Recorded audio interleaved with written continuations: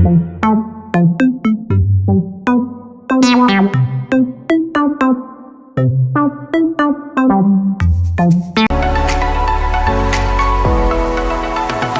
Morning बच्चों। Question first, A trader prepared his accounts on 31st March each year. Due to some unavoidable reasons, no stock taking could be possible till 15th April 2023, on which date total cost of goods in his godown came to 2,50,000. तो 15 अप्रैल को उसके गोदाम में stock था 250. The following facts were established between 31st March and 15th April. तो 15 अप्रैल और 31 मार्च के बीच में ये पता लगा है, मतलब हमें स्टॉक चाहिए 31 मार्च का और हमारे पास है कौन सी डेट का, 15 अप्रैल. अब पहला point, sale 2,05,000 including cash sale 50,000. ये कंफ्यूजन के लिए होता है. हमने क्या करना है, कैश सेल है, क्रेडिट सेल है. कुल मिलाकर 31 मार्च से 15 अप्रैल के बीच में 2,05,000 की सेल हुई. जो सेल हुई है, अगर आपके पास से वो सामान गया है 31 से 15 के बीच में, तो 15 को नहीं था, 31 को था हमारे. मतलब जो गुड्स बेची हैं 31 से 15 के बीच में, वो हमारे पास 15 को नहीं है, लेकिन कब थी, 31 को थी. तो उनकी कॉस्ट ऑफ गुड्स सोल्ड को हम ऐड करेंगे. और जो परचेज की है 25,170 कैश परचेज जानकर लिखता है कि बच्चा कंफ्यूज हो जाए. तो आपने जो परचेज किए हैं वो 15 अप्रैल को आपके पास पड़ी हैं, लेकिन 31 मार्च को आपके पास नहीं थी. कुल मिलाकर कहने का मतलब इसको हमें लेस करना है, इसकी अभी कॉस्ट निकालकर ऐड करना है. और जैसे सेल रिटर्न दे रखा है ना, तो सेल में से पहले सेल रिटर्न लेस करेंगे, फिर उसका ग्रोस मार्जिन लेस करेंगे और रिमेनिंग अमाउंट को ऐड करेंगे. इसके बाद on 15th March goods of sale value 50,000 were sent on sale or return basis to a customer, the period of approval being 4 weeks. 15 मार्च को 50,000 वैल्यू की गुड्स हमने एक कस्टमर को भेजी थी और उसको 4 वीक्स के अंदर अंदर अप्रूवल देना था. He returned 40% of the goods on 10th April, approving the rest. उसने क्या किया, 40% गुड्स जो हैं वो तो 10th अप्रैल को वापसी कर दी और बाकी गुड्स अपने पास रख ली. The customer was billed on 16th April, और उसका हमने बिल जो बनाया है वो 16 अप्रैल को बनाया है. तो अभी मैं आपको बताता हूँ हुआ क्या है. 50,000 रुपए की गुड्स भेज रखी है, 40% करोगे 20,000, 20,000 की आ गई वापसी और 30,000 की उसने रख ली है. 50 में से 20 गए तो 30,000 की उसने रख ली है. अब इसका इफेक्ट क्या करना है वो अभी बताता हूं. The trader had also received goods costing 40,000 in March for sale on consignment basis. 20% of the goods had been sold by 31st March, another 50% by 15th April. These sales are not included in above sale. हम ना यहाँ पर consign ही है. ये कहते हैं ये जो ट्रेडर है ना जिसकी आप बात कर रहे हो, इसने ना 40,000 कॉस्ट की गुड्स मार्च में रिसीव्ड की थी सेल ऑन कंसाइनमेंट बेसिस पर. उसमें से 20% गुड्स तो कब बिक गई थी, 31 मार्च तक, और अनदर 50% गुड्स कब बिक गई थी हमारी, 15 अप्रैल तक. और इन सेल को ऊपर वाली सेल में हमने इंक्लूड नहीं कर रखा. और लास्ट में कहता है goods are sold by trader at a profit of 20% on sale. You are required to ascertain value of inventory as on 31st March 2023. अब मैं जैसे आपको करवाऊंगा उसको आपने ध्यान से समझना है ताकि आपके दिमाग में बात जाए कि कैसे हुआ है. मेरे से कोई पूछे कि आपको यहाँ स्टॉक निकालना है तो कैसे कैलकुलेट करो. सबसे पहली लाइन अगर हम पढ़े तो इसने कहा है कि एक ट्रेडर अपनी बुक्स ऑफ अकाउंट बनाता है 31 मार्च को हर साल, लेकिन कुछ अनअवॉइडेबल रीजन के कारण स्टॉक टेकिंग नहीं हो पाई 15 अप्रैल तक. इसका मतलब इसने 15 अप्रैल को स्टॉक गिना है. ये 31 मार्च को स्टॉक टेकिंग क्यों नहीं कर पाया, क्योंकि इसको बुक्स ऑफ अकाउंट क्लोज करनी पड़ती, बिजनेस एक्टिविटी क्लोज करनी पड़ती. इसका मतलब 15 अप्रैल को फिजिकली स्टॉक गिना गया है. और कितना बैलेंस निकला है स्टॉक का, 2,50,000. तो मैंने यहां पर लिखा स्टॉक, आप लिख सकते हो फिजिकल. स्टॉक टेकिंग में फिजिकल ही होता है. एज ऑन 15th अप्रैल, 15 अप्रैल को कितने का स्टॉक था, 2,50,000। अब इसकी हेल्प से 31 मार्च का स्टॉक चाहिए, तो मैं कहूंगा जितनी कॉस्ट की गुड्स बेची है ना, वो आपके पास 15 अप्रैल को नहीं है, 31 से 15 के बीच में, लेकिन वो 31 मार्च को थी हमारे पास। तो यहां पर लिखना है कॉस्ट ऑफ गुड्स सोल्ड, साथ में लिख देना है नेट ड्यूरिंग 31 मार्च टू 15 अप्रैल। सिर्फ यहां सेल बताओ कितने की है, 2 लाख, उसमें से 5,000 की सेल रिटर्न, तो 2 लाख सेल वैल्यू है। उसमें 20% आपका प्रॉफिट है, ये लिख रखा कि 20% आपका सेल के ऊपर प्रॉफिट होता है, तो ये हटा दो। 1,60,000 रुपए की गुड्स, ये हमने पता है कब बेची है, 31 से 15 के बीच में। तो 15 को हमारे पास नहीं है, लेकिन कब थी हमारे पास, 31 को। और जो परचेज की है 31 से 15 के बीच में, उसको क्या करना होता है, लेस। तो परचेसेस ड्यूरिंग 31 मार्च टू 15 अप्रैल, ये हमारी है 25,170, 25,170। मतलब ये भी हो गया, ये भी हो गया, ये भी हो गया। जो कॉस्ट ऑफ गुड सोल्ड है उसको हमेशा हम वापस ऐड करेंगे, अगर आप बाद की डेट पर स्टॉक निकाल रहे हैं, और जो इस दौरान परचेजेस किए हैं उसको लेस करें। अब इसे आगे वो कह रहा है कि 15 मार्च को हमने गुड्स 50,000 रुपए की सेल और रिटर्न बेसिस पर भेजी थी, अप्रूवल पर भेजी थी। उस वजह से वो कह रहे हैं उनको 4 वीक का टाइम दिया था। 40% जो गुड्स है ना, वो 10 अप्रैल को सामने वालों ने वापसी कर। आप मेरे को सिर्फ ये बताओ, अगर मैंने गुड्स अप्रूवल बेसिस पर भेज रखी है और सामने वाले को 4 वीक्स का टाइम दे रखा है, और मैंने 15 मार्च को भेज रखी है, तो 31 मार्च को मुझे क्या करना चाहिए, क्योंकि 31 मार्च तक तो अप्रूवल आई भी नहीं है और अभी टाइम भी नहीं गया, तो रिवर्स करना पड़ता है। वैसे को पूछे रिवर्स कैसे होता है, मैंने कहा सेल टू डेटर और closing stock to trading. Closing stock करते हैं हम लोग कॉस्ट पे वैल्यू। अब ये कहना क्या चाहता है, कहता है कि जब 15 अप्रैल को स्टॉक गिना गया ना, तो उसमें आपने क्या किया, ये 20,000 की जो रिटर्न की है ना, ये तो इंक्लूड कर ली होंगी। आप मेरे को यूं बताओ, आप मुझे कह रहे हो कि हमने जो 50,000 रुपए की गुड्स अप्रूवल पर भेज रखी है ना, उसमें से 40% गुड्स 10 अप्रैल को वापसी आ गई। He return 40% of the goods on 10 April, तो 10 अप्रैल को वापसी आ गई होगी। तो जब मैं 15 अप्रैल को उसको गिन रहा हूंगा, तो क्या मैंने उसको स्टॉक में इंक्लूड कर लिया या नहीं कर लिया, कर लिया, और वो 31 को करना भी था। लेकिन जो बाकी उसने रख ली अप्रूविंग द रेस्ट 30,000 वैल्यू की गुड्स, वो मेरे पास 15 अप्रैल को नहीं पड़ी, लेकिन 31 मार्च को मैं उसका रिवर्स इफेक्ट करता, उसको स्टॉक में इंक्लूड करता एट देयर कॉस्ट। और आपका अगर 30,000 में से 20% प्रॉफिट है, तो उसकी कॉस्ट कितनी हो गई, 24,000। तो 24,000 की गुड्स हैं, एक बार लिखता हूं। आप लिखेंगे cost of goods Saint on approval basis accepted on 10 April. तो एक तरह से ये 30,000 की गुड्स है, 20% घटा दूं 24,000 कॉस्ट है इसकी, तो ये हमें वापसी क्या करनी चाहिए थी, ऐड, क्योंकि 31 मार्च को तो हम यही करते। और एक चीज बोल रहा है, कहता है कि ट्रेडर ने ना कंसाइनमेंट बेसिस पर 40,000 कॉस्ट की गुड्स रिसीव की थी मार्च में। आप मेरे को यूं बताओ, कंसाइनर की गुड्स कंसाइनी के पास पड़ी है, तो क्या वो उसके स्टॉक का पार्ट बनना चाहिए, नहीं। लेकिन जब आप स्टॉक गिनोगे तो उसमें तो गिनी ही जाएंगी। तो इसने कहा है 20% गुड्स बेच दी 31 मार्च को, 50% बेच दी 15 अप्रैल को, बाकी जो ये वाली सेल ऊपर सेल में इंक्लूड नहीं है, तो बाकी जो 30% बची 40,000 का, वो आपके गोदाम में ही पड़ी होंगी। आपके गोदाम में पड़ी होंगी, तो जिसने फिजिकली गिनी है उसने तो उसको भी गिन लिया होगा।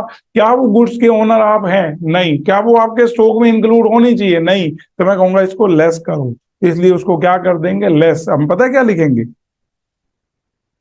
कॉस्ट ऑफ गुड्स अनसोल्ड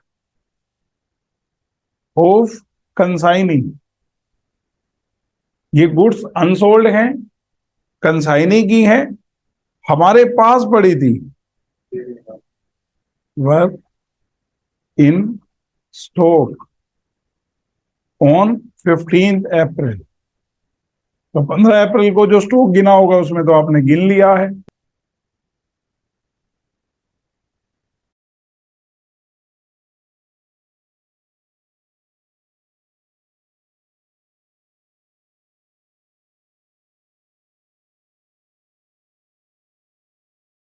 ये आपका स्टॉक आ गया। अब जैसे मैं बोलूंगा ना वो पूरा समय लेना, ये तो मैंने एक बार समझा दिया स्टेटमेंट पढ़कर, अब बिना स्टेटमेंट के समझते। आप हमारे बिजनेस में अकाउंटेंट बन के आए हो, मैं आपसे कह रहा हूं कि 15 अप्रैल को जो स्टॉक है वो हमने गिना था और हमारे पास 2.5 लाख का स्टॉक था। पर मैं अब आपको बता रहा हूं कि हुआ क्या है 31 मार्च से 15 अप्रैल के बीच में। पर मैं चाहता हूं मेरे को ना 31 मार्च का स्टॉक बता दो। मैंने कहा 31 से 15 अप्रैल के बीच में ना हमने 2,05,000 की सेल की है, जिसमें से 50,000 की कैश सेल की। आपने कहा कैश मत बता, बस 2,05,000 की सेल की है। मैंने कहा उसमें से 5,000 की वापसी भी आ गई थी, तो आपने कहा 2 लाख की सामान बेची है। कब? 31 से 15 के बीच में। तो 15 को तो वो है ही नहीं। अब 31 से 15 में बिकी है तो वो 15 को आपके पास नहीं पड़ी, लेकिन कब थी आपके पास? 31 को, तो इसलिए उसको वापसी ऐड किया जाता। आपने कहा फिर हमने ना 31 से 15 के बीच में 25,170 की खरीदी भी है, तो वो 15 को आपके पास पड़ी है, लेकिन कब नहीं थी? 31 को नहीं थी, इसलिए उसको लेस करते हैं। ये दोनों तो आसान है भाई, कॉस्ट ऑफ गुड्स सोल्ड को हमने ऐड करना है जब भी बाद में वैल्यू कर रहे हैं, और परचेज को लेस करना है, इतना बच्चा समझता है। अब इसने अपनी तरफ से मुश्किल किया क्वेश्चन। इसने क्या किया, इसने आपको बताया कि मैंने ना गुड्स अप्रूवल बेसिस पर भेज रखी 50,000 रुपए की 15 मार्च को, और 4 वीक का टाइम दिया था उनको अप्रूवल के लिए। कहते हैं 10 अप्रैल को ना 40% गुड्स उन्होंने वापसी कर दी और बाकी की अप्रूव कर ली। तो इसका मतलब 50,000 का 40% 20,000 सेल वैल्यू की गुड्स तो वापसी आ गई है। 31 मार्च तक तो कुछ था, होना ही नहीं था। तो मेरे से कोई पूछे 31 मार्च को अगर उसने ना तो एक्सेप्ट की है ना ही वो टाइम बीता है, तो मैं कहता इसका हम रिवर्स इफेक्ट करते। हम तो पूरे 50 का रिवर्स इफेक्ट करते, और कितने का रिवर्स इफेक्ट हो गया है? 20,000 का हुआ है। तो मतलब 30,000 की गुड्स ऐसी हैं जो 10 अप्रैल को अप्रूव्ड हुई है, 15 अप्रैल को हमारे पास नहीं थी, लेकिन हम 31 मार्च को उसका रिवर्स इफेक्ट करके उसको अपने स्टॉक में इंक्लूड करते। तो वो कहते अब कर लो। 30,000 में से 20% प्रॉफिट घटाकर कितनी कॉस्ट की गुड्स हो गई? 24,000। और कहता है कि एक ना हमारा कंसाइनर है, हम ट्रेडर हैं, हमारे पास उसका सामान आया पड़ा है टोटल 40,000 कॉस्ट का, उसमें से 20% हमने बेच दिया था 31 मार्च को, और 50% कब बेच दिया था? 15 अप्रैल को। बाकी जो सामान है ये मानकर चलो इसके पास ही है, ये सेल में ऊपर इस सेल को इंक्लूड नहीं कर रखा, क्योंकि ये तो हमने कंसाइनर के भी आप पर सेल कर रखे है, तो उसकी सेल है, हमारी थोड़ा है। तो मेरे से कोई पूछे कि अब बताओ कहना क्या चाहता है, मैंने कहा ये कह रहा है कि कंसाइनर की 30% गुड्स हमारे पास पड़ी थी। अब जब जिसने स्टॉक गिना होगा तो उसने गोदाम में जो भी पड़ा है सारा गिन देना है। उसमें किसका सामान भी आ गया? कंसाइनर वाला, लेकिन वो हमारा स्टॉक थोड़ा है, तो उसको क्या करना पड़ेगा? लेस करना पड़ेगा। कितने का है? आपने कहा टोटल जो 40,000 है ना उसका 30% है वो, तो कितनी कॉस्ट का सामान है वो? 12,000, इसलिए इसको लेस किया है। क्वेश्चन सेकंड बच्चों इसी तरह का है, आरटीपी का क्वेश्चन है। A trader prepared his account on 31 March each year due to some unavoidable reason no stock taking could be possible till 15 April 2023 on which date total cost of goods on his godown came to 150। The following fact were established between 31st March and 15th April। तो पहले लिख लेते हैं, इनके पास 15 अप्रैल को 150 का stock था। Value of stock, क्योंकि स्टॉक काउंट किया गया है तो मतलब फिजिकल है। ऑन 15 अप्रैल 150। अब एक एक करके एडजस्टमेंट पढ़ते हैं। पहली सेल इस दौरान हुई है 1/23, कैश सेल को छोड़ो, और इसमें पिछले क्वेश्चन की तरह है सेल रिटर्न 3,000, तो बाकी रह गई 1,20,000। तो इसने आपसे कहा है goods are sold by trader at a profit of 20% on sale, और जो सेल वैल्यू है उसमें 20% उसका प्रॉफिट है, तो कॉस्ट ऑफ गुड्स सोल्ड को वापसी ऐड करना होता है। क्योंकि ये सामान हमारे पास 15 को नहीं है लेकिन 31 को था, तो हमने लिखा कॉस्ट ऑफ गुड्स सोल्ड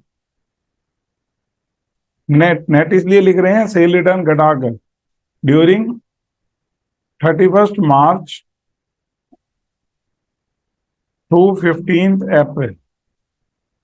अब पहले आपको नेट करना होता है, सेल में से सेल रिटर्न घटाकर एक 20 और इसमें आप अपना मार्जिन हटा दो जो कि 20% है, 24,000 तो 96,000। फिर इसने आपसे कहा है कि इस दौरान परचेसिस हुई हैं, आप कैश परचेसिस को छोड़ो 15,102, तो मैं कहूंगा ये तो लेस होंगी। परचेसिस ड्यूरिंग 31 मार्च टू 15 अप्रैल 15,102। फोर्थ पॉइंट है on 15 March goods of sale value 30,000 were sent on sale or return basis to a customer, the period of approval being 4 weeks. He returned 40% of goods on 10th April, approving the rest. The customer was billed on 16th April. Bill कब का हुआ ये छोड़ो, जब आपने गिना था तो आप मानकर चलो। अगर मेरे से कोई पूछे 30,000 का ये जो 60% है जो कि बन रहा है 18,000, 18,000 सेल वैल्यू की गुड्स आपके पास 15 अप्रैल को नहीं है जब स्टॉक गिना, लेकिन 31 मार्च को क्योंकि हमने अप्रूवल पर भेजी थी तो हमने इसका रिवर्स इफेक्ट करना था, और इसमें 20% हमारा क्या भी है प्रॉफिट, तो वो घटा देंगे। तो ऐसे लिखेंगे cost of goods Saint on approval basis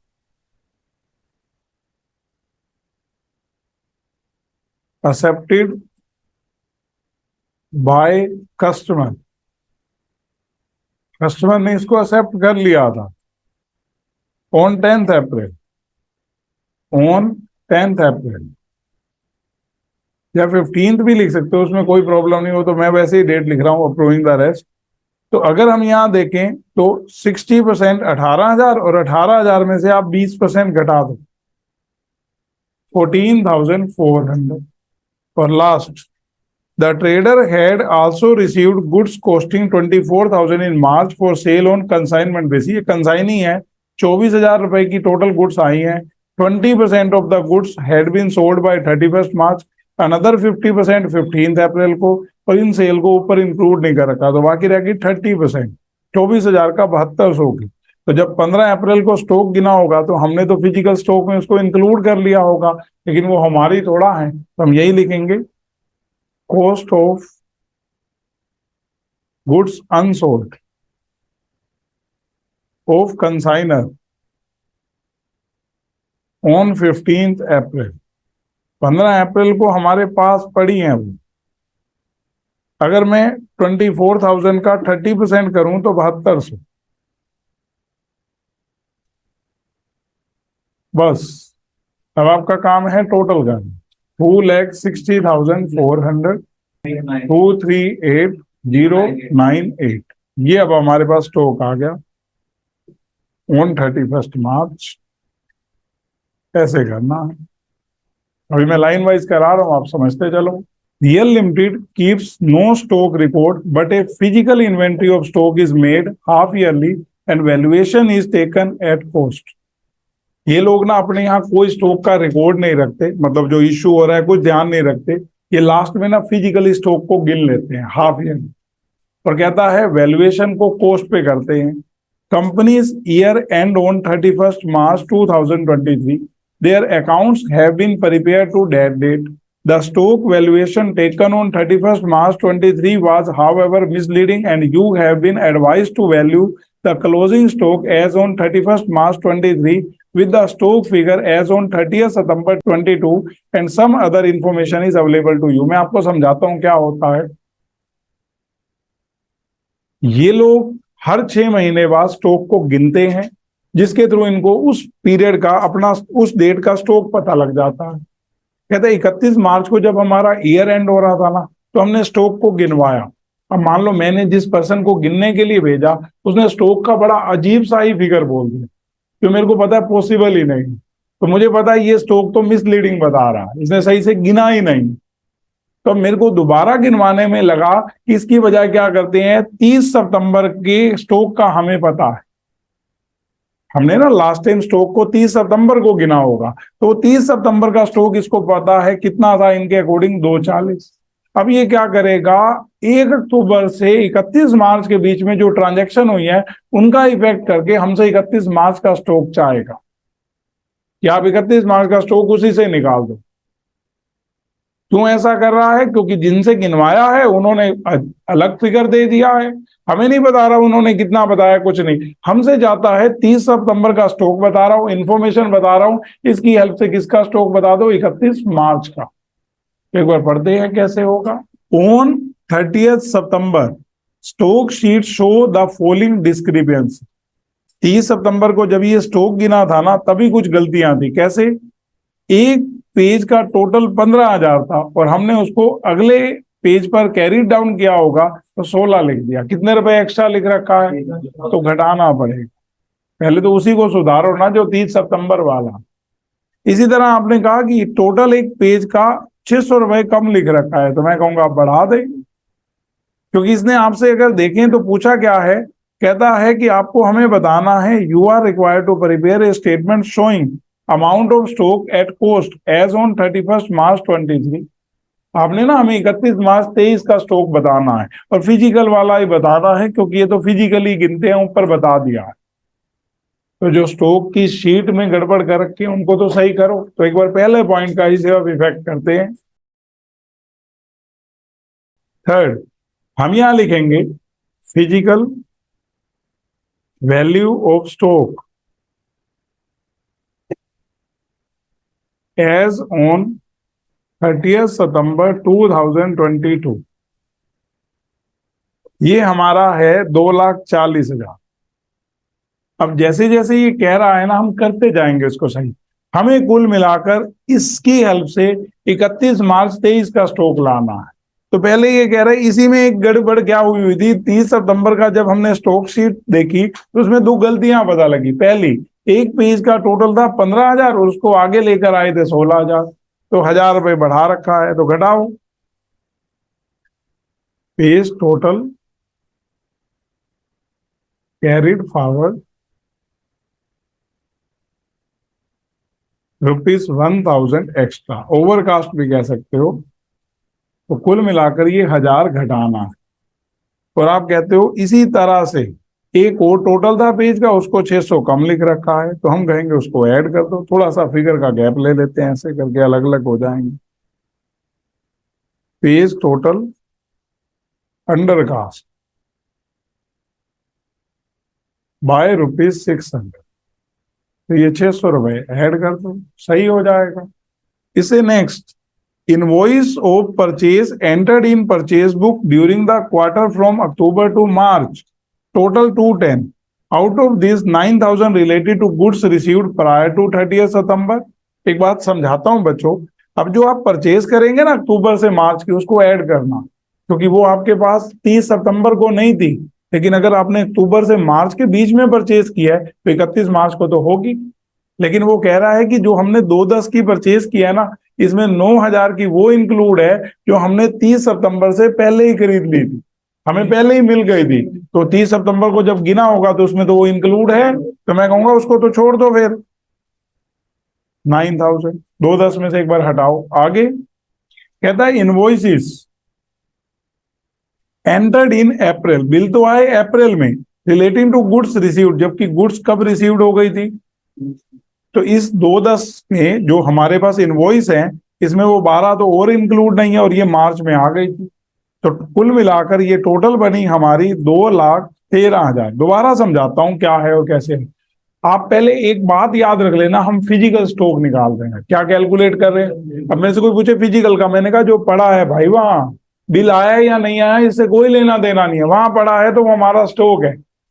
तो कहता है कि बिल थे हमारे पास जो परचेज हमने किया अक्टूबर से मार्च तक 210 की, लेकिन हमने देखा कि 9,000 रुपए की गुड्स हमारे को 30 सितंबर से पहले ही मिल गई थी, तो मतलब जब 30 सितंबर को स्टॉक गिना था तो उसमें ये 9 तो इंक्लूड है, तो इस 9 को यहां से हटाओ, तो 2/10 में से ये 9 गए तो बाकी रह गए 2,01,000। फिर आपने आगे कहा कि इनवॉइसेस एंटर्ड हुई हैं अप्रैल में, मतलब ऊपर वाली इनवॉइस में ये अमाउंट इंक्लूड नहीं है, लेकिन 12,000 की गुड्स मिल कब गई थी? मार्च में। तो अगर आपको 31 मार्च का फिजिकल स्टॉक निकालना है तो ये 12,000 रुपए की गुड्स आपके पास मार्च में आ गई थी, ये ऊपर इनवॉइस में इंक्लूड नहीं है, तो मैं कहूंगा इसको ऐड करो। ऐड करेंगे बच्चों हम purchases and received goods during 1 October to 31 March. आप मुझे कह रहे हो कि हमारे पास ना जो टोटल गुड्स थी वो 2,10,000 रुपए की इस पीरियड के दौरान खरीदी, फिर आपने कहा इसमें से 9,000 की ना 30 सितंबर से पहले ही रिसीव्ड हो गई थी, तो मैंने कहा फिर तो वो 30 सितंबर वाले में है। पर आपने कहा ऐसे तो फिर जो अप्रैल में बिल आए थे उससे रिलेटेड सामान तो 12,000 का हमें मार्च में ही मिल गया था, तो मैंने कहा फिर ये 12,000 और ऐड कर दे क्योंकि ये तो मार्च में था, तो हम इस पूरे को कर रहे हैं तो 2,13,000। आप चाहें तो 12,000 को अलग से लिख सकते हैं, क्या कि goods received in March, however invoice received in April, की गुड्स तो मिल गई थी मार्च में और इनवॉइस कब आया होगा? अप्रैल में, तो हमें तो मार्च का सामान पड़ा हुआ चाहिए, तो उसमें ये इंक्लूड होगा। Fourth, sales invoice to customer total 270 from September 22 to March 23। Of these 15,000 related to goods dispatched before 30th September 22। पता क्या कह रहा है कि सेल का इनवॉइस जो कस्टमर को टोटल कर रखे हैं 270 के, सितंबर से मार्च के बीच में, उनमें से 15,000 से रिलेटेड गुड्स डिस्पैच हो गई थी सितंबर से पहले, तो मतलब सितंबर को जो फिजिकल गिना होगा उसमें तो वो नहीं होंगे, लेकिन जो बाकी 270 में से अगर 15 हटा दूं, 2,55,000 की हमारे पास सितंबर 30 को तो होंगी, लेकिन ये बेची कब है हमने? अक्टूबर से मार्च के बीच में।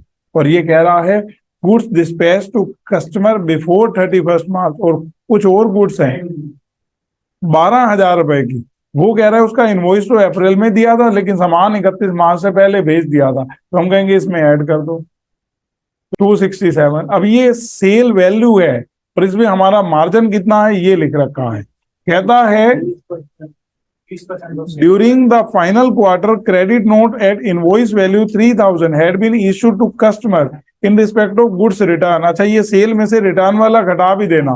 During that period gross margin जो है वो 25% कोस्ट का, कोस्ट का 1/4 तो सेल का 1/4, आप 20% भी कह सकते हो। तो पहले तो 267 में से ये 3,000 और हटा दो क्योंकि जो सेल रिटर्न है, तो 2,64,000 की नेट सेल हुई जो आपके पास से गुड्स गई है, और इसकी कॉस्ट निकालनी है तो इसमें से 20% और घटा देंगे, तो हमने यही किया। Less cost of goods sold net and dispatched during 1 October to 31 March. अब आप अगर देखें तो हैं क्या हमारे पास, हम कहेंगे 2,67,000 माइनस 3,000, ये नेट सेल हो गई और इसमें कितने परसेंट मार्जिन है? 20%। 20% इसलिए है ना, सेल का 25% है, 52,800 इसमें से गए, 2,11,200।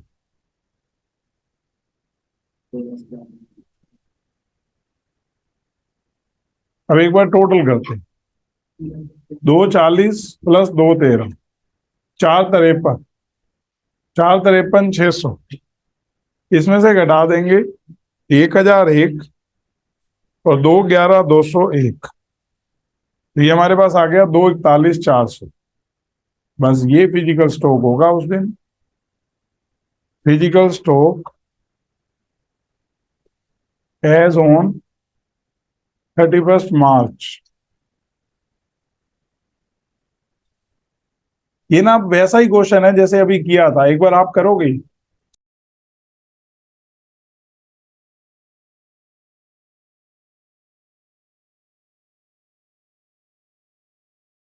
Question 4. Closing stock is valued by G Store on generally accepted accounting principles. Stock taking for the year ended 31st March 2023 was completed by 10th April. The valuation of which show a stock figure of 5,02,500 as on the completion date. मतलब 10 अप्रैल को इनके पास stock 5,02,500 था, लेकिन इनको चाहिए तो 31 मार्च का.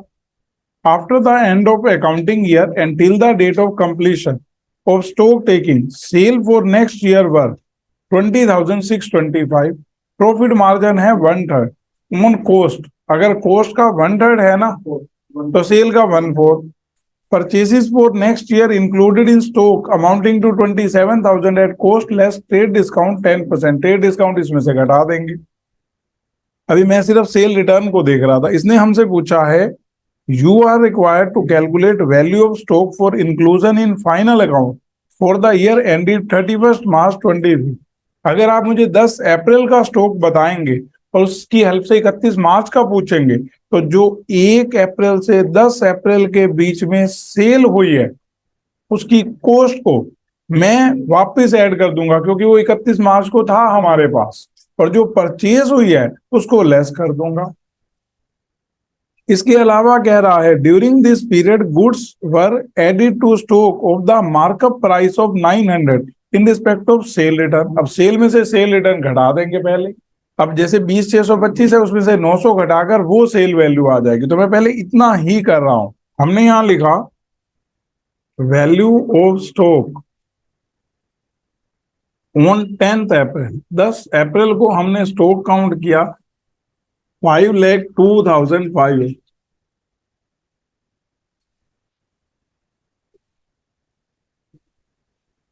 Cost of goods sold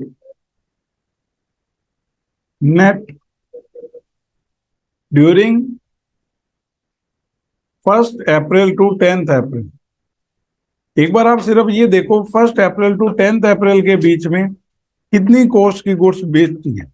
20,625 में से 900 घटाओ, ये आपकी नेट सेल आ गई.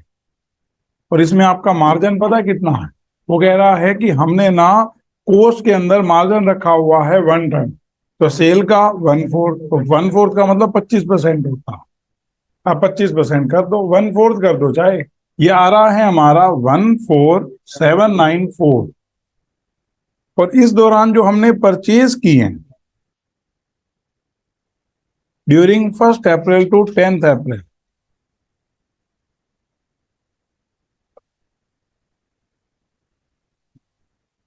27,000 और उसमें से 10% ट्रेड डिस्काउंट घटा दो.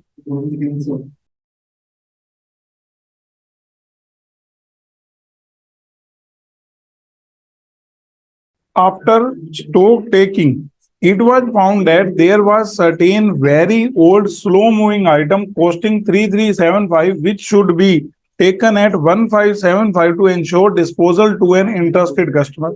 कहते जब हमने स्टॉक टेकिंग कर ली ना तो हमें पता लगा कि कुछ आइटम बहुत पुरानी थी 3,375 रुपए की. अगर हम उनको आज बेचे तो वो सिर्फ 1,575 में बिकेंगे. वो भी कोई इंटरेस्टेड कस्टमर है जो खरीदना चाहता है. तो एक बार इन दोनों का डिफरेंस करो. स्टॉक की वैल्यू कितनी घट चुकी है? 1,800 रुपए. तो हम यहाँ लिख देंगे, ये लेस करना होता है क्योंकि आपके स्टॉक की वैल्यू डिक्रीज हुई है. आपकी स्टॉक के अंदर इंक्लूड कितने हैं? 3,375, लेकिन उसकी वैल्यू कितनी है? 1,575. तो स्टॉक को लेस करना है तो हम यहाँ लिखेंगे, ऐड कर देते. वैसे अकाउंटिंग प्रिंसिपल के अकॉर्डिंग स्टॉक दिखाया जाता है कॉस्ट और एनआरवी विच एवरेज लेस. तो बढ़ जाता तो हम कंसीडर नहीं करते, घटा रहे हैं तो लेस कर देंगे. तो लिख देंगे decrease in value of stock due to obsolescence,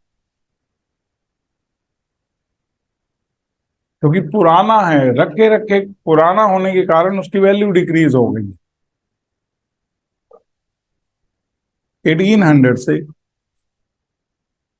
इसी तरह एक और लेस करना है. क्या लिख रहा है बच्चों? Due to heavy flood certain goods costing 4,650 were received from supplier beyond the delivery date of customer. जैसे हमसे किसी कस्टमर ने कहा सामान मंगवा दोगे, हमने उसके लिए आगे ऑर्डर कर दिया, उस सप्लायर ने फ्लड के कारण बड़ा लेट कर दिया सामान, इसका रिजल्ट ये हो गया कि कस्टमर ने हमसे वो सामान लेने से मना कर दिया जिसके लिए मंगवाया था। अब हमारा अपना आया पड़ा है 4650, लेकिन अगर हम उसको बेच रहे हैं तो नेट रियलाइजेबल वैल्यू है 3750, तो 900 रुपये ये लेस हो गया, तो लेस करो, decrease in value of stock due to late receipt from supplier, क्योंकि वो आपको लेट रिसीव्ड हुआ है। बस ऐसे करके लाइन ही लिखनी होती है बनाकर 900। एक बार आप जस्ट ऐड करो पहले इसको, 5,17,294 और उसमें से ये लेस करो तीनों, 4,90,294, पांचवा और छठा हो गए, सातवें पे आते हैं। इसी तरह का है, आप करो। क्वेश्चन 8 पहले पढ़ लेते हैं। The following are the detail of spare parts of an oil mill. Opening stock जो है वो 0 है। 1 जनवरी को इन्होंने परचेज किए हैं 10 यूनिट 300 रुपए पर यूनिट के हिसाब से। फिर 15 जनवरी को इशू कर दी 5 यूनिट्स, और नीचे कह रहे हैं find out value of inventory as on 31 March if company follow weighted average method. बिना कहे हम मानते हैं कि हमारे यहाँ जो फॉलो हो रहा है वो परपेचुअल वेटेड एवरेज मेथड हो रहा है, क्योंकि before perpetual weighted average method को ही AS2 के अकॉर्डिंग अप्रूवल है, तो हमने यहाँ उसी के अकॉर्डिंग करना है। तो पहले कितनी यूनिट परचेज हुई है? 10 यूनिट। हमने बनाया स्टोर लेजर,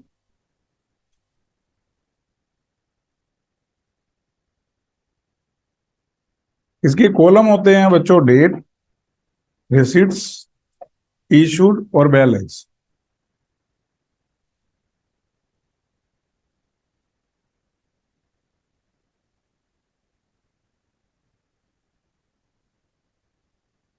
अब अगर हम इससे आगे बढ़ें तो बैलेंस के आगे आता है क्वांटिटी, अमाउंट और रेट। बाकियों में तो क्वांटिटी और रेट आएगा, इसमें अगर आपने बाद में भी लिख दिया वैसे क्वांटिटी, अमाउंट और उसके बाद रेट आता है। तो सबसे पहले 1 जनवरी को ओपनिंग स्टॉक नील है, फिर 1 जनवरी को इन्होंने परचेज किया, तो वहीं से शुरुआत करो।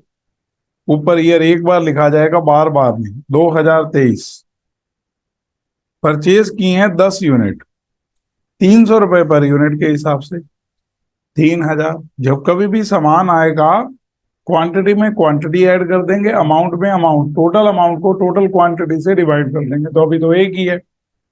उसके बाद अगर हम देखें तो 15 जनवरी को इशू कर दिए कितनी यूनिट्स? 5, तो यहाँ हमने 5 यूनिट्स लिख दी, वही 300 के हिसाब से जो है हमारे पास।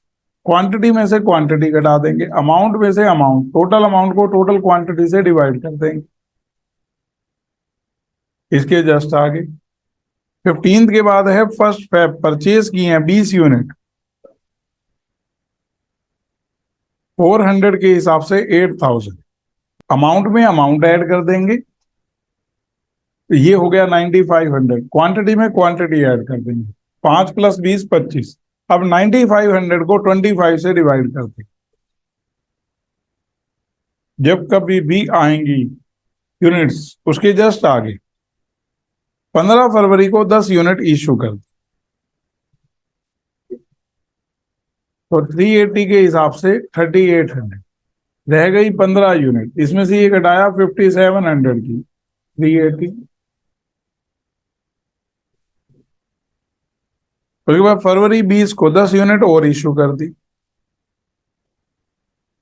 380 के हिसाब से 3,800 रह गई 5 यूनिट 1,900, 380 पर यूनिट, बस हो गया।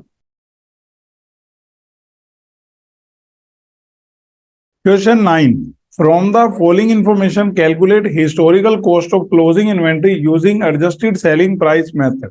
परचेज ना 5 लाख की, सेल पहले तो कर चुका है 750 की, और अभी जो पड़ा है उसकी सेल वैल्यू 1 लाख है। मतलब अगर सारा सामान बेच देता तो 850 का बिकता, और सारा सामान है कितने का, 5 लाख का। तो एक बार प्रॉफिट देख लेते हैं सेल का कितने परसेंट है। क्योंकि जो closing stock at selling price दे रखा है ना, उसमें से प्रॉफिट घटा देंगे तो अपनी कॉस्ट निकल आएगी। हमें कॉस्ट ऑफ क्लोजिंग स्टॉक ही निकालना है। तो हमने सबसे पहले यहां लिखा total cost of goods available. आपके पास ना तो ओपनिंग इन्वेंट्री है, बस परचेस और डायरेक्ट एक्सपेंसेस। तो आप कहोगे ये तो सिर्फ एक ही है परचेस 5 लाख, क्योंकि डायरेक्ट एक्सपेंस होते तो ऐड हो जाते। अब आप लिखो total sale value of goods available. अगर ये सारी गुड्स बेच दे जो हमारे पास थी तो कितने की सेल हो रही है, 850। 750 की तो बेच ही चुके हैं और 1 लाख की स्टॉक।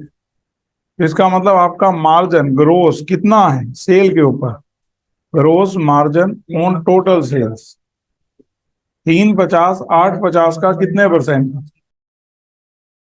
तो 41.18% राउंड ऑफ कर। तो ये आपका बीच में मार्जिन है। तो अब क्लोजिंग स्टॉक आपको सेलिंग प्राइस पे तो पता है,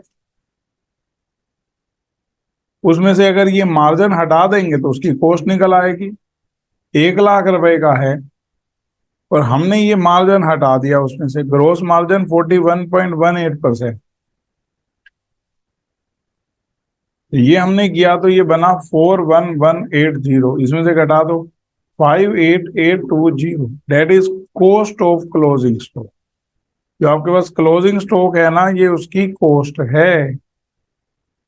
देखो एक बार 10, physical verification of stock in A business was done on 23 Feb 2023।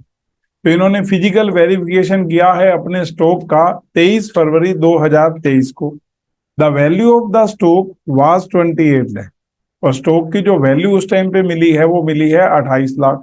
The following transaction took place from 23 Feb to 29 Feb।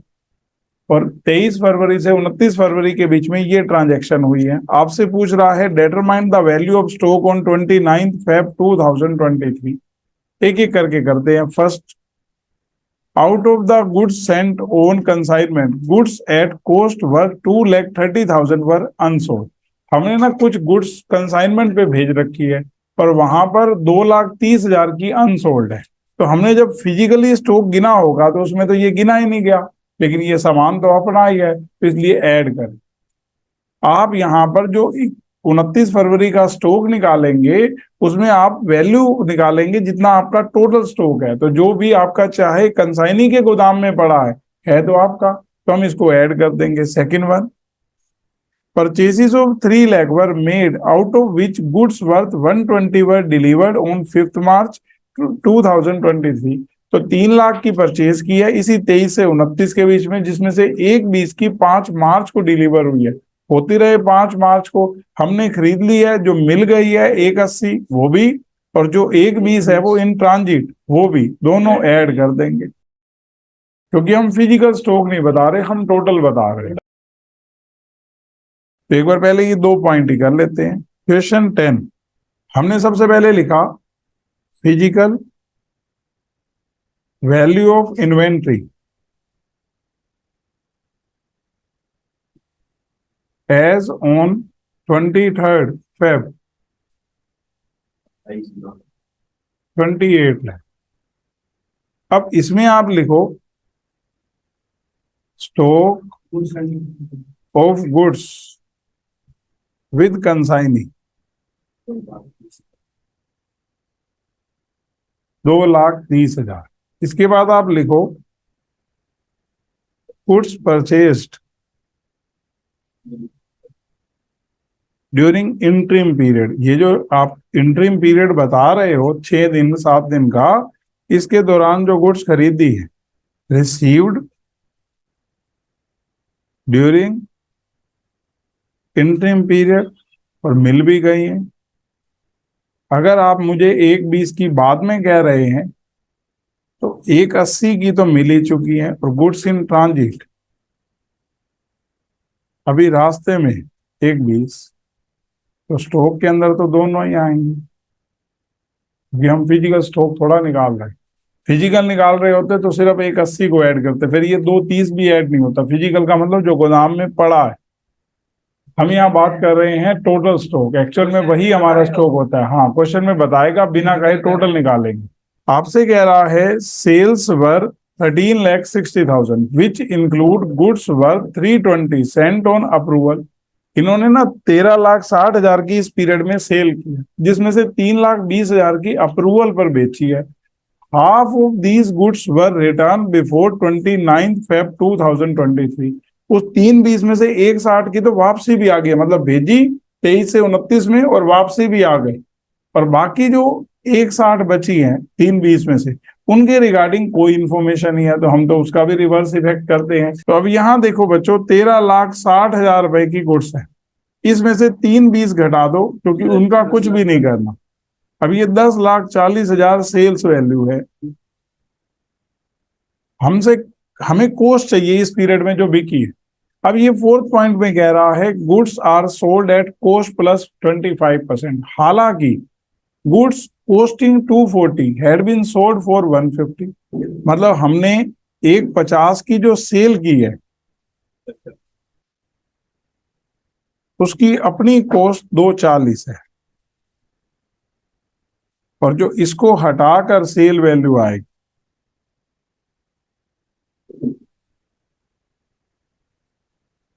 उसमें ना हमारा जो प्रॉफिट है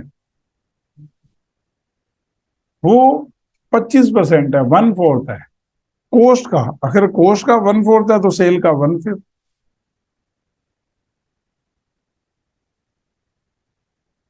1/4 ऑफ कोस्ट और 1/5 ऑफ सेल्स, क्योंकि आपको यहाँ सीधा लिख रखा है कोस्ट का 1/4 तो सेल का 1/5। हमने इसका 1/5 कर दिया और इसमें से घटा दिया। तो कॉस्ट ऑफ गुड्स और दोनों को मिला दो। जो गुड्स इस पीरियड के दौरान बेची हैं उनकी कॉस्ट है 9,52,000। हमने इसको लेस कर दिया ड्यूरिंग इंटरिम पीरियड।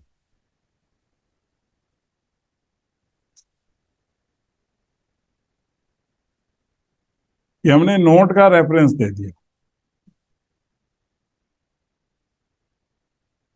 जो कि हमारा अमाउंट आ रहा है 9,52,000 बस। अब सिर्फ आप क्या करो, पहले इन दोनों को ऐड कर दो, 33,30,000, और इसमें से ये लेस कर दो, तो ये हमारा बन रहा है 23,78,000। वैल्यू ऑफ स्टॉक 29 फरवरी। इसमें माइनर सी कंफ्यूजन एक जगह पर हो सकती है, भाई फिजिकल निकालना है या टोटल। तो अगर ऐसी कंफ्यूजन आए तो दो कॉलम बना दो, एक में लिख दो टोटल और दूसरे में लिख दो फिजिकल। ये आप दोनों के आंसर दे रहे, कंफ्यूजन नहीं करता। ये ना आपका भी मॉक टेस्ट लिया था ना, और जिसको आप लोगों ने अटेम्प्ट नहीं किया था इन्वेंट्री का, कहकर भाई इन्वेंट्री का तो बड़ा मुश्किल था, एक बार करते हैं discuss. Sky limited keeps no stock record but a physical inventory of stock is made at the end of each quarter and valuation is taken at cost. ये लोग वैसे कोई स्टॉक रिकॉर्ड नहीं करते, एक क्वार्टर के एंड में physically stock count कर लेते हैं और कॉस्ट पे ही लेना होता है। Company's year end on 31st March 2018 and their accounts have been prepared to that date. Stock valuation taken on 31st March 2018 was however misleading and you have been advised to value closing stock as on 31st March 18 with stock figure as on 31st December 2017। आपके पास ना 31 दिसंबर 2017 का stock figure है, जिससे 31 मार्च 18 का कराया ना वो थोड़ा मिसलीडिंग निकला, तो इसलिए हम 31 दिसंबर 17 से 3 महीने बाद का स्टॉक निकालना चाहते हैं। Some other information is available to you.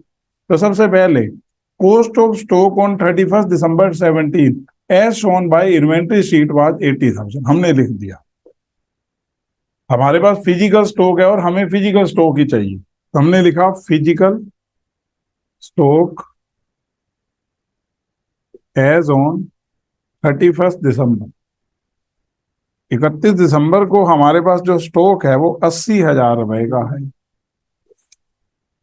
अब एक बार जैसे जैसे ये कहता है हमें इसके बाद 3 महीने बाद का मतलब 31 मार्च का स्टॉक चाहिए। तो पहली बात इसने बोली, on 31 December stock sheet show the following discrepancies. जब 31 दिसंबर का स्टॉक ही गिना था ना, तो उसमें ये दो गलतियां थी। पहली, एक पेज टोटल था 5,000, had been carried to summary sheet है 6,000, 1,000 रुपए ज्यादा लिख रखा है, लेस कर देंगे। इसके बाद है total of a page had been under cast 200, तो वापिस ऐड कर दो। ये पहली एडजस्टमेंट हो गई। इसके बाद next, invoice of purchases entered in purchase book during the quarter from January to March. जनवरी से मार्च के बीच में 70,000 की परचेस हुई है। Out of this 3,000 related to goods received prior to 31 December. An invoice entered in April relating to goods received in March. तो कुल मिलाकर क्या करेंगे, 70 में से 3 घटा देंगे और 4,000 ऐड कर देंगे। हमने लिखा add goods purchased and received during 1st January to 31st March।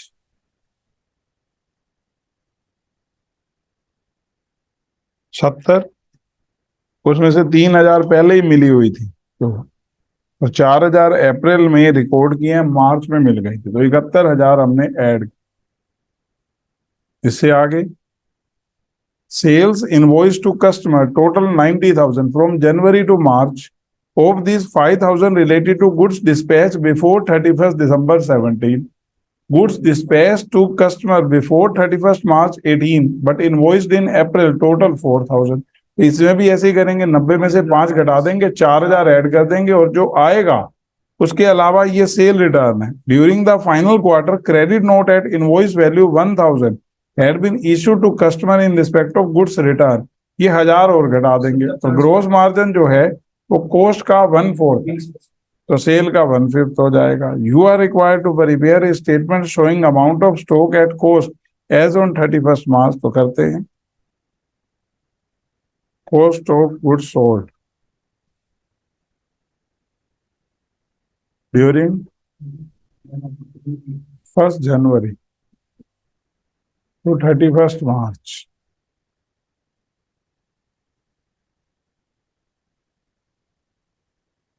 अगर हम देखें तो 90 -5 + 4 -1,000, ये 88,000 है। और इसमें से प्रॉफिट हटा दो, 1/4 ऑफ कॉस्ट और 1/5 of sales.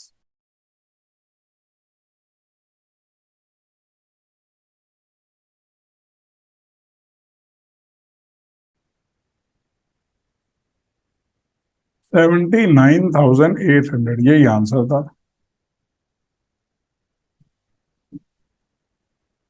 Value of stock as on 31st मार्च।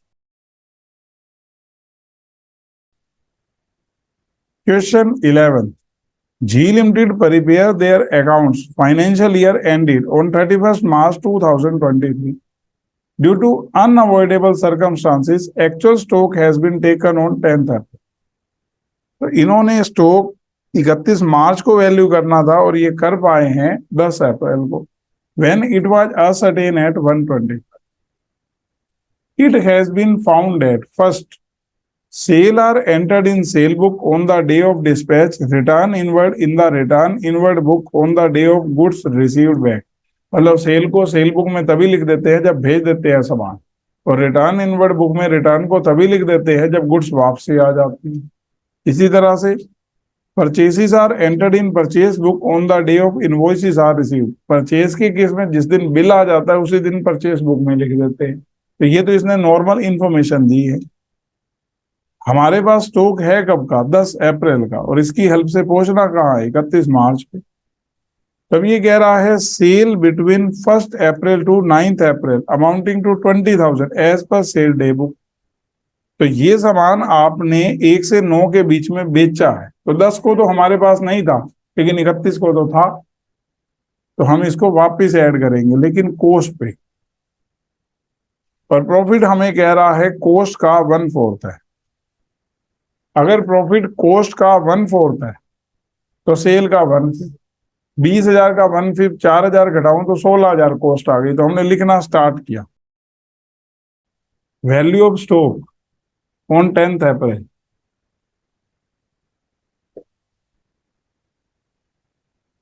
1,25,000। अब जो गुड्स हमने बेची हैं 1 से 9 अप्रैल के बीच में, तो 10 को तो हमारे पास नहीं है, लेकिन हमारे पास 31 को थी। अब अगर मैं देखूं तो 20,000 रुपए सेल्स वैल्यू है और इन्होंने प्रॉफिट इसमें कितना बना रखा है,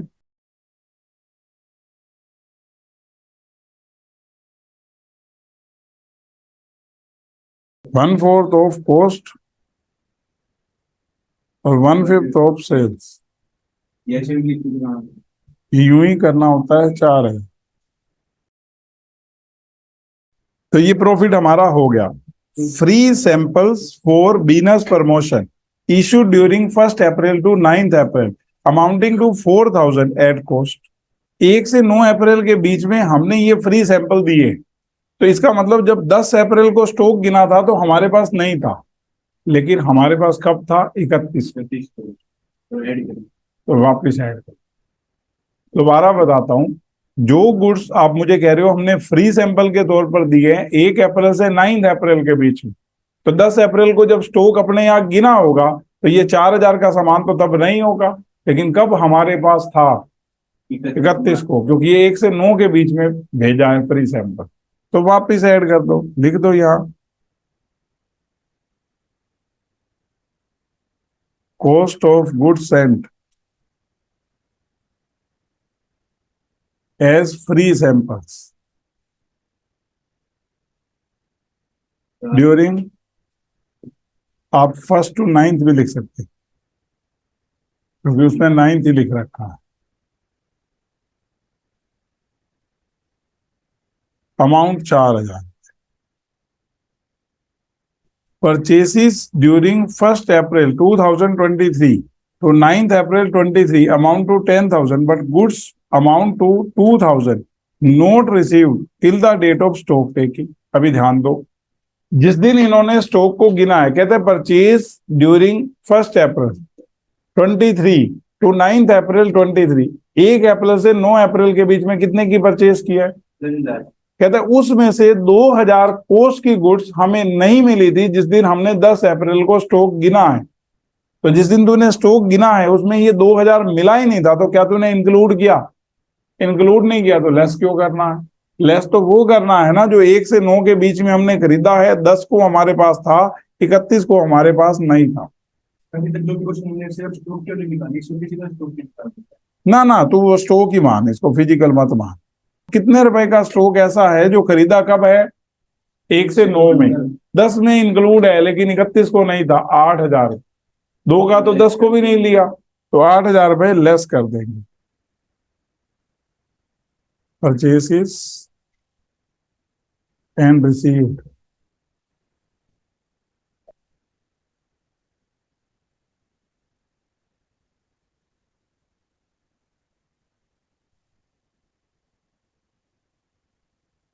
$8,000। और इससे आगे हमसे कह रहा है invoices for goods purchase amounting to 20,000 were entered on 28th March but goods were not included in stock. आपने गुड्स खरीदी, उसकी बुक्स ऑफ अकाउंट में एंट्री कर दी, लेकिन उसको स्टॉक के अंदर इंक्लूड ही नहीं किया, ऐड करे। भाई तू एक एंट्री लिखना रह, तू कहते मैं स्टॉक में ना इसको इंक्लूड करना रह गया हूँ 28 मार्च को, तो मैं कहूंगा 31 मार्च का स्टॉक निकालना है तो इसको ऐड कर दो।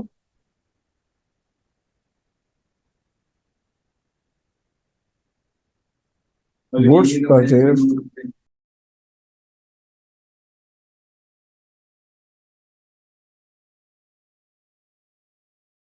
Goods purchased on 28th March but not included in stock. तो हम कहेंगे अगर ये 28 मार्च को खरीद लिया था तो स्टॉक में तो इंक्लूड करना चाहिए था। कितना, 20,000। टोटल कर दो, 20 20 40, 1 65, उसमें से 8,000 घटा दो। अब अगले दो क्वेश्चन ना बिल्कुल एक जैसे हैं, मैं एक करा रहा हूं, अगला आपसे करा लूंगा।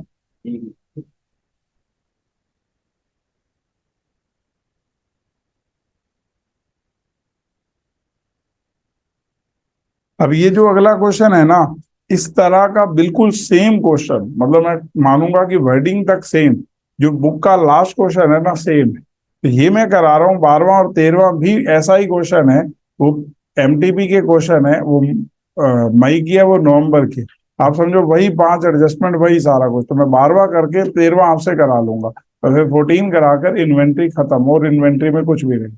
Message same P and L account show कर रहा है net profit 24 lakh, after considering the closing stock of 22,50,000 on 31 March. मतलब स्टॉक कितना था 31 मार्च को, 2250, और पी एंड एल के अकॉर्डिंग नेट प्रॉफिट कितना था 24 lakh. Subsequently following information was obtain from scrutiny of the books.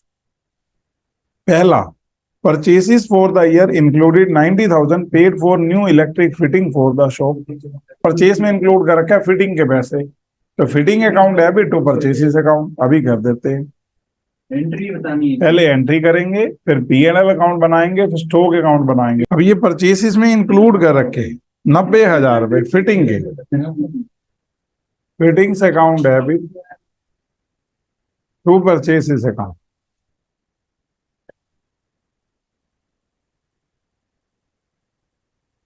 जितने भी नॉमिनल अकाउंट है ना, ये सारे पी एंड एल अकाउंट में जाएंगे। एडजस्टमेंट अकाउंट बोलो चाहे, क्रेडिट है तो P and L adjustment account के क्रेडिट में लिखेंगे, डेबिट होते तो डेबिट। स्टॉक जिस अकाउंट में अफेक्टेड होगा बताते रहेंगे साथ साथ। सेकंड वर्ड, मैसेज शाम gave away goods valued 240 as free sample for which no entry was made in books of account। तब इन्होंने फ्री सैंपल के तौर पर 2,40,000 की गुड्स दी है। Advertisement account debit to purchases account.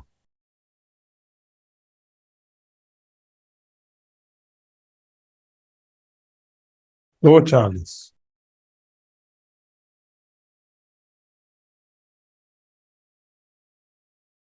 इसके जस्ट बाद हमसे कहता है invoices for goods amounting to 15 lakh have been entered. तो एंट्री तो कर चुके हैं, लेकिन गुड्स स्टॉक में इंक्लूड नहीं की। अब कर लेते हैं, 15 लाख रुपए की है, तो हमने एंट्री कर दी closing stock account debit to trading account.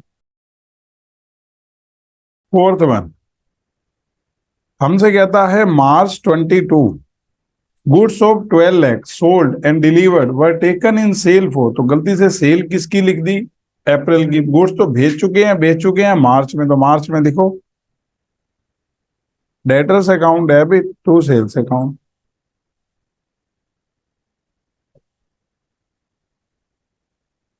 12 lakh. कहता है मार्च में 12 लाख की गुड्स बेच दी, डिलीवर कर दी, लेकिन सेल में इंक्लूड की है अप्रैल में। तो हम कहेंगे ये तो मार्च में बेच दी, तो मार्च में ही एंट्री होगी। और इसके बाद next, goods costing 450 were sent on sale और return in March at a margin of 1/3 on cost. अब ये कॉस्ट ही है, 4.5 लाख कॉस्ट की गुड्स है, सेल और अप्रूवल बेसिस पर भेजी थी मार्च में, और 1/3 प्रॉफिट अगर ऐड करूं तो 1.5 लाख प्रॉफिट है। तो अप्रूवल वाज गिवन, अप्रूवल तो अप्रैल में मिली थी, लेकिन हमने इसको सेल मार्च में ही मान लिया था। तो रिवर्स एंट्री होंगी दोनों। तो पहले sales account debit to debtor account, trade receivable भी लिख सकते हैं, उससे कोई फर्क नहीं पड़ता। 6 लाख, क्योंकि 4.5 लाख कॉस्ट है, और उसमें 1/3 प्रॉफिट ऐड करके बेचे। और closing stock account debit to trading account.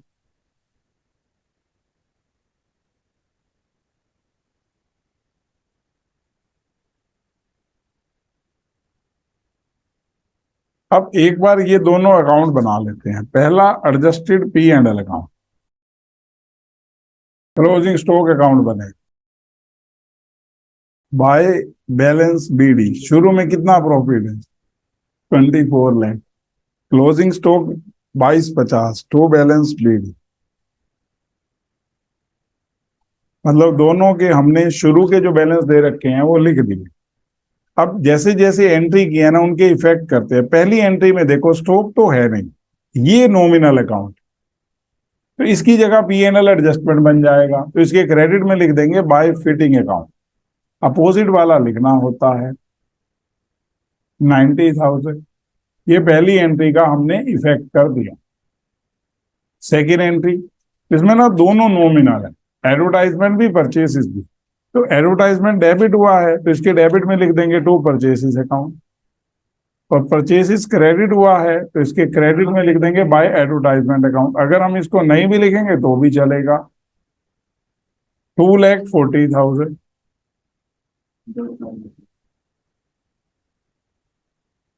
इसके बाद third one, closing stock to trading. अब यहां पर ये नॉमिनल है तो पीएनएल में भी आएगा और क्लोजिंग स्टॉक के डेबिट में भी आएगा। एक तो यहां लिखो to PNL adjustment account 15 lakh,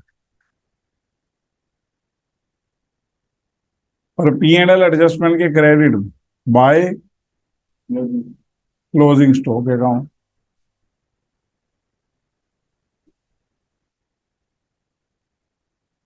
अब fourth one, debtor to sale. अब सेल नॉमिनल अकाउंट है तो इसके क्रेडिट में लिख देंगे बाय डेटर्स।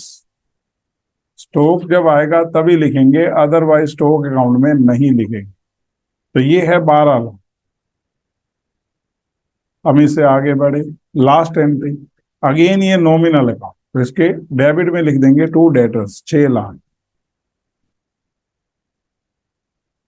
और अगली एंट्री में क्लोजिंग स्टॉक भी है और नॉमिनल अकाउंट भी है, तो क्लोजिंग स्टॉक के डेबिट में लिख देंगे तो P and L adjustment account, और पी एंड एल एडजस्टमेंट के क्रेडिट में लिखेंगे बाय क्लोजिंग स्टॉक अकाउंट 450।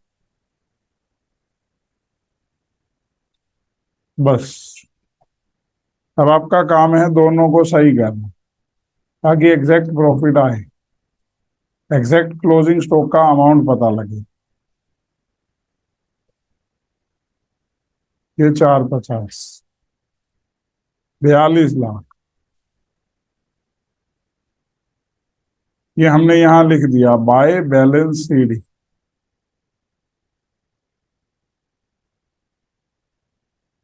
इसी तरह से यहां to balance CD,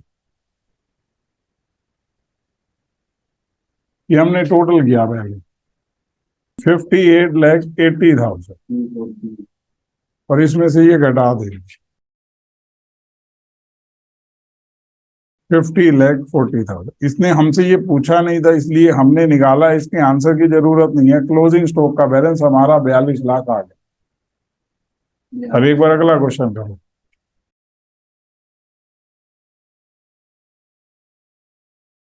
question 14, real enterprises furnishes the following information for the year ended 31st March 2021।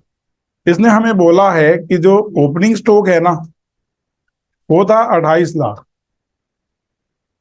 Purchase during the year किए हैं 1,38,40,000। Manufacturing expenses during the year है 28 लाख, और सेल की है ड्यूरिंग द ईयर 2,08,80,000। अब अगर मैं इन तीनों का टोटल कर दूं ना तो कॉस्ट ऑफ गुड्स अवेलेबल आ जाएगा।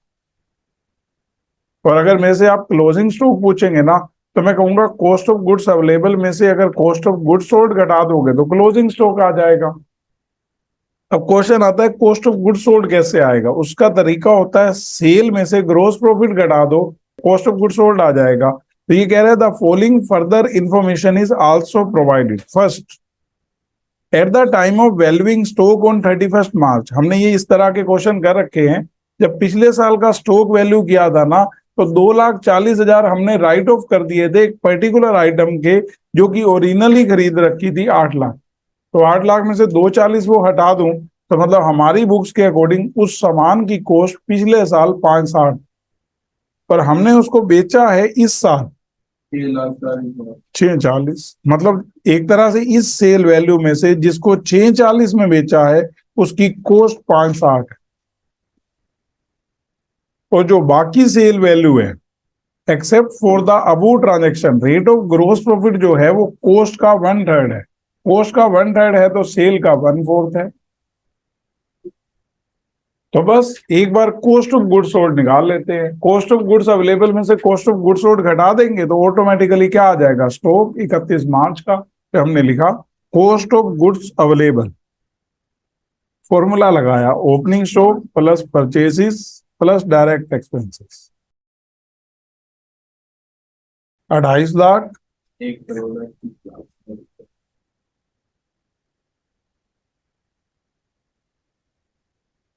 और जो डायरेक्ट एक्सपेंस है वो हमारे 28 lakh. 1,94,40,000 that is your cost of goods available. अब अगर कॉस्ट ऑफ गुड्स सोल्ड निकालना होना तो पहले एक बार इंफॉर्मेशन को अच्छे से समझ लेते हैं। यहाँ ना हमारे पास सेल वैल्यू दे रखी है, जो गुड्स बेची हैं ड्यूरिंग द ईयर, वो है 2,08,80,000। इसमें से नो डाउट हमें प्रॉफिट घटा दें तो कॉस्ट निकल आएगी, लेकिन हम थोड़ा अलग अलग करके चले। जिन गुड्स को आपने बेचा है 6,40,000 रुपए में, उसकी अपनी कॉस्ट है 5,60,000, क्योंकि हमने पिछले साल 8 लाख रुपए में जो खरीद रखा था उसमें से 2,40 राइट ऑफ कर दिए। तो अगर इसमें से 6,40 हटा दूं तो बाकी सेल वैल्यू 2,02,40,000, और इसमें से एक बार प्रॉफिट हटा लेते हैं। प्रॉफिट उनके अकॉर्डिंग 1/3 ऑफ कॉस्ट है, तो 1/4 ऑफ सेल्स है। तो हमने 1/4 किया 50,60,000, और हमने इसमें से घटा दिया तो 1,51,80,000 दैट इज कॉस्ट। अब इन दोनों को ऐड कर दो। Cost of goods sold 5,60,000 plus 1,51,80,000, 1,57,40,000। अब करना क्या है, कॉस्ट ऑफ गुड्स अवेलेबल में से कॉस्ट ऑफ गुड्स सोल्ड घटा देंगे। तो cost of closing stock, cost of goods available minus cost of goods sold, 1,94,40,000 minus 1,57,40,000, 37 lakh. बस ये आंसर है। अब इसके अलावा कोई टाइप आईसीआई ने तो बना नहीं रखी। आरटीपी, एमटीपी और पेपर के क्वेश्चन होंगे, स्टडी के हमने पहले कर रखे हैं। और कोई क्वेश्चन पूछना है पूछ लो, अदरवाइज इन्वेंट्री हो गया।